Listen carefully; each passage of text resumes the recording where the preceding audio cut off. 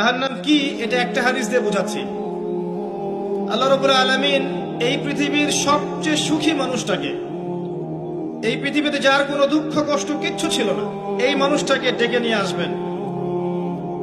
ডেকে নিয়ে এসে জাহান্নামে ঢুকাবেন এক মুহূর্ত সময়ের জন্য, ধরেন 1 সেকেন্ড বা 1 ন্যানো সেকেন্ড।